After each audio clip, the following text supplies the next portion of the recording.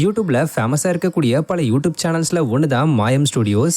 இந்த சேனல்ல அறிவியல், ஆன்மீகம், வரலாறு, கரண்ட் விஷன் இப்படி பல விதமான ஜேனர்ல இன்ஃபர்மேட்டிவான வீடியோஸ் எல்லாம் ஷேர் பண்ணிக்கிட்டு வருவாங்க. ஆக்சுவலா இந்த இன்ஃபர்மேஷன் எல்லாத்தையும் இந்த சேனலுடைய சொந்தக்காரரான கார்த்திக் குமார்ன்றவர் தான் ஸ்கிரீன் முன்னாடி நின்று நம்மளுக்கு ஷேர் பண்ணுவாரு.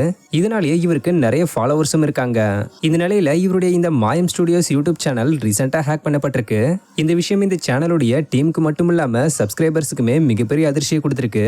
ஆல்ரெடி இதை பத்தி மாயம் ஸ்டுடியோஸோட அபிஷியல் சோஷியல் மீடியா பேஜ்ல எங்களுடைய யூடியூப் சேனல் ஹேக் பண்ணப்பட்டிருக்கு, பட் சீக்கிரமே நாங்க திரும்ப வருவோம்ன்ற மாதிரி சொல்லியிருந்தாங்க. இதை தொடர்ந்து ரீசெண்டா மாயம் ஸ்டுடியோஸ் இன்ஸ்டாகிராம் பேஜ்ல ஒரு போஸ்டர் ஷேர் பண்ணிருக்காங்க.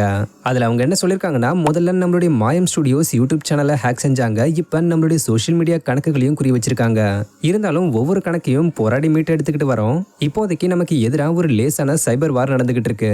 நம்மளுடைய சேனலை குறி வச்சு நடந்திருக்கக்கூடிய 3வது சைபர் தாக்குதல் இது. இந்த முறை எலன் மஸ்கோட பெயரை பயன்படுத்தி இந்த வேலையை செஞ்சிருக்காங்க. நல்ல செய்திகளை உலகரே செய்த நம் மாயம் ஸ்டுடியோஸ் குடும்பம் மீண்டும் மீண்டெழுந்து வரும். யூடியூப்ல இப்படி ஒரு சேனல் இருந்ததுக்கான தடையுமே இல்லாம போனது வார்த்தைகளால விவரிக்க முடியாத வழியா இருக்கு.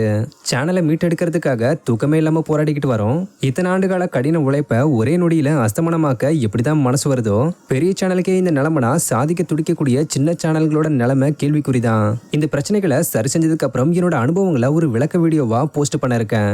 அப்பதான் ஃபியூச்சர்ல யூடியூபர்ஸோட கனவு கொஞ்சமாவது பாதுகாக்கப்படும்.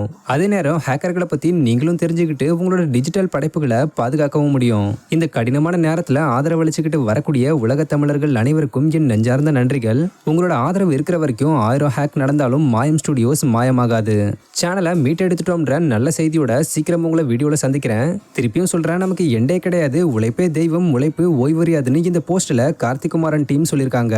எங்களுக்குமே நம்பிக்கை இருக்கு மாயம் ஸ்டுடியோஸ் சீக்கிரமே மீட்டெடுக்கப்பட்டுரும்னு. சோ வெயிட் பண்ணி பார்ப்போம்.